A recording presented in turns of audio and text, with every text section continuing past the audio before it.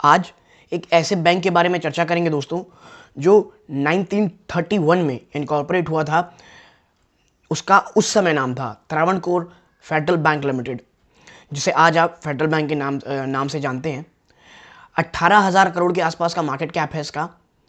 Plus जो ये लगातार जो इंटरेस्ट रेट बढ़ रहे हैं उसमें ये जो बैंकिंग स्टॉक है ये मुझे लग रहा है आने वाले समय में काफ़ी अच्छे आपको रिटर्न्स दे सकता है। दूसरा, कुछ प्रॉब्लम इसकी रही है पास्ट में जो आपको साथ चर्चा करूंगा, और जिसका कारण यही है कि अभी तक ये री रेटिंग का हकदार नहीं बना है। लेकिन हाँ, उन निवेशकों के लिए जो अभी तक निवेशित नहीं है बहुत ज़्यादा अच्छा मौका दे रहा है ये फेडरल बैंक। क्यों मुझे लग रहा है लॉन्ग टर्म में फेडरल बैंक काफ़ी अच्छे रिटर्न कमा के देगा? क्योंकि देखिए, पहली चीज़ तो ये कि अगर आप पिछले 6-8 महीने में देखेंगे तो इसने कंसिस्टेंटली जो बैंक निफ्टी और निफ्टी उसे आउट परफॉर्म किया है। और आने वाले समय में भी मुझे लग रहा है फेडरल बैंक एक बहुत शानदार बैंक हो सकता है for a longer term bat.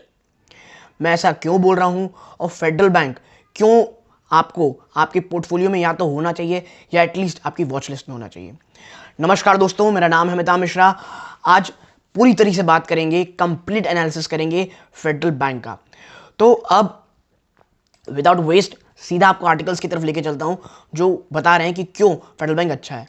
तो देखिए यहां शुरुआत होती है, why this mid size bank is ideally placed in a rising rate environment. ठीक है, क्यों ये मिड साइज बैंक बहुत ज़्यादा अच्छा प्लेस है जो इंटरेस्ट रेट राइज हो रहे हैं इस इन्वायरमेंट में। ठीक है, तो इस क्वेश्चन का आंसर हम इसमें देंगे। सबसे पहले चलते हैं इसकी तरफ। तो देखिए हाइलाइट्स देखते हैं।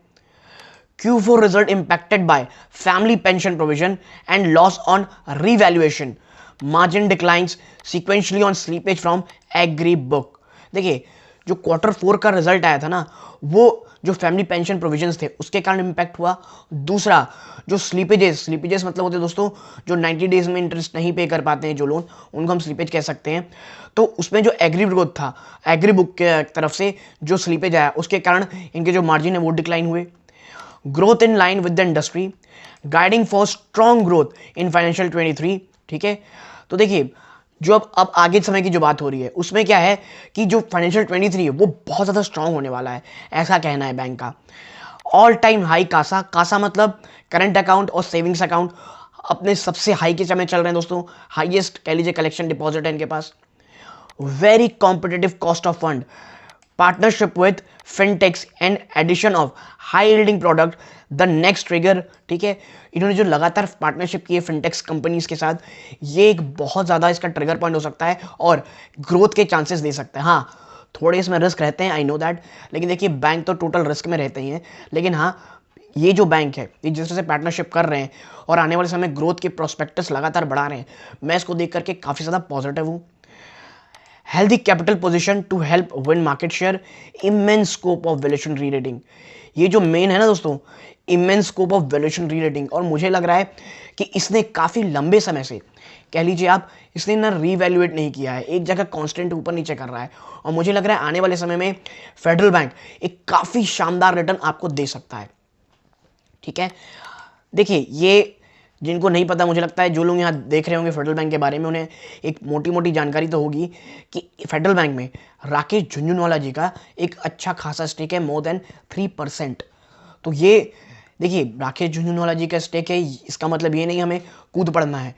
उनके कह लीजिए उनके जो उनकी पोजीशंस हैं, प्लस जितना वो होल्ड कर सकते हैं कैश को, वो शायद मैं और आप नहीं कर सकते। तो सिर्फ इसलिए कि राकेश झुंझुनवाला जी का इसमें स्टेक है, हमें सीधा कूद नहीं पड़ना है। तो वीडियो को अंत तक देखिए, काफ़ी चीज़ें अगर आप वाकई सीरियस हैं उसमें निवेश करने के लिए तो आपको बहुत सारी चीज़ें में जानने को मिलेंगी।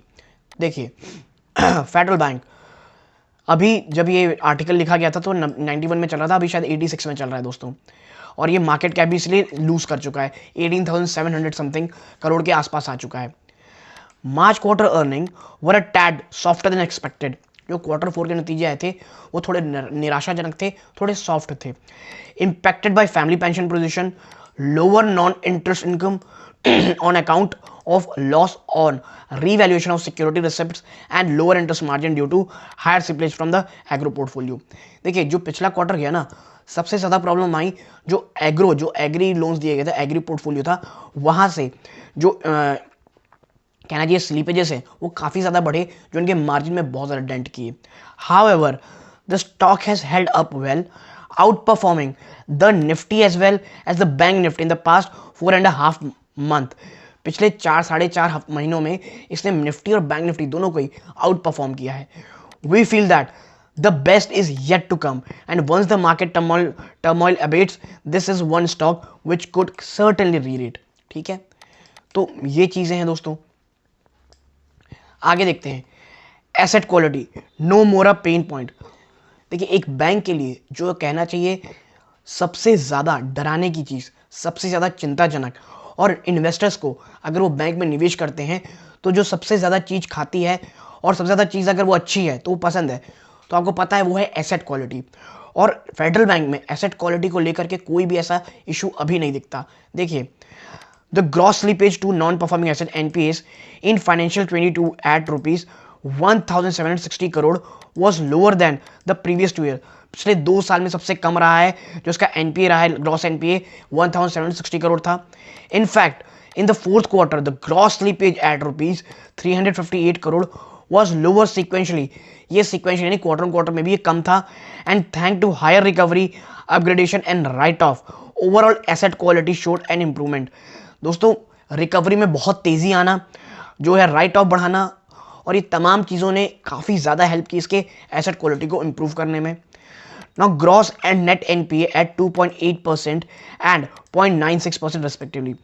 जो ग्रॉस एनपीए रहा वो रहा 2.8% और जो नेट एनपीए निकल गया है वो है 0.96% रेस्पेक्टिवली, जो कि और सिक्वेंशली ये लो थे. The bank also carries a decent provision cover of 66%. Company ने प्रोविजंस भी शानदार किए, लगभग 66% के. The banking credit cost of 45 basis point in financial 22 stand testimony to the improved asset quality. और देखिए जो एसेट क्वालिटी है वो काफ़ी अच्छे शानदार तरीके से फेडरल बैंक की इम्प्रूव हो रही है. आप देखिए, ईयर ऑन ईयर हो या सिक्वेंशियल बेसिस हो, दोनों में ही आपको फेडरल बैंक की एसेट क्वालिटी अच्छी लगेगी. आगे अगर अपन चलें तो आप देखिए, आपको इस चार्ट में समझ में आएगा कि फेडरल बैंक की एसेट क्वालिटी कैसे बढ़ी है. ये मनी कंट्रोल का दोस्तों मनी कंट्रोल के से ही मैंने निकाला हुआ है. तो देखिए, अगर ग्रॉस एनपीए की बात करेंगे तो किस तरह ये काफ़ी अच्छे तरीके से सिर्फ नीचे की तरफ जा रहे हैं. ठीक है, ये कहीं क्वार्टर 4 फाइनेंशियल 21 में ये 3.41% थे, जो अब क्वार्टर 4 फाइनेंशियल 2022 को यानी 1 साल बाद घट करके 2.80 हो गए हैं. और वहीं एनपीए, ठीक है, वहाँ पे एनएनपीए नेट एनपीए यानी दोस्तों वो 1.19% से घट करके 0.96% हो गए. यानी एसेट क्वालिटी में आपको बहुत ही शानदार तरीके से विजिबिलिटी दिख रही होगी. ठीक, आगे चलते हैं. तो देखिए, the restructuring book of rupees 3,963 crore 2.7% of the loan book.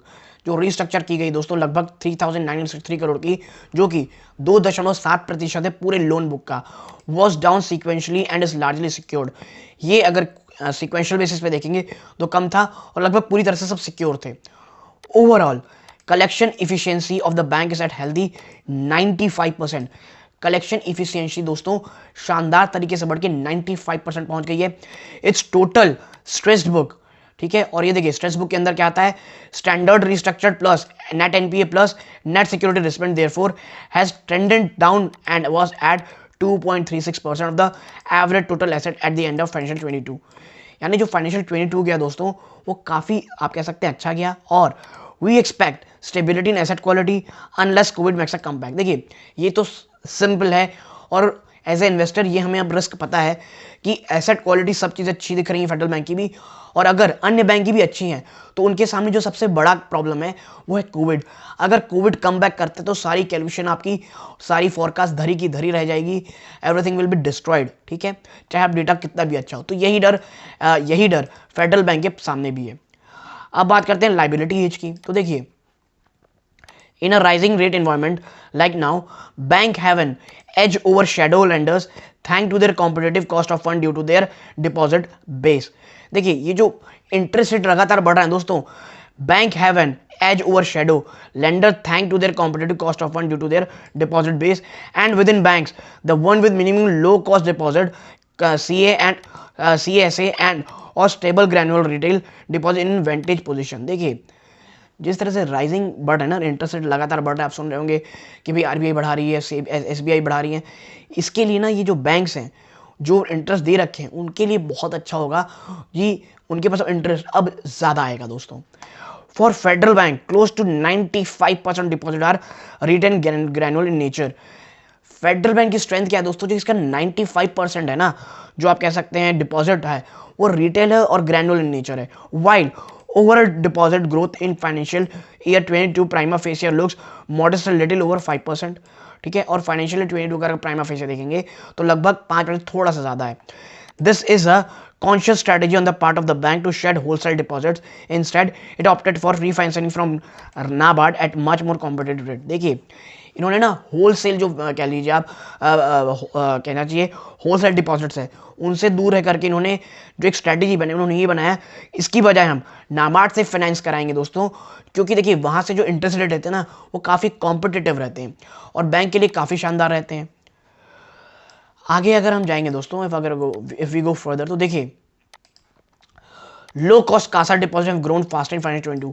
अगर आप फाइनेंशियल 22 की बात करें तो जो कासा डिपॉजिट का जो कॉस्ट है वो घट करके eight over 15% and consequently the overall share of Kasa is improve to 37% from 34% year ago.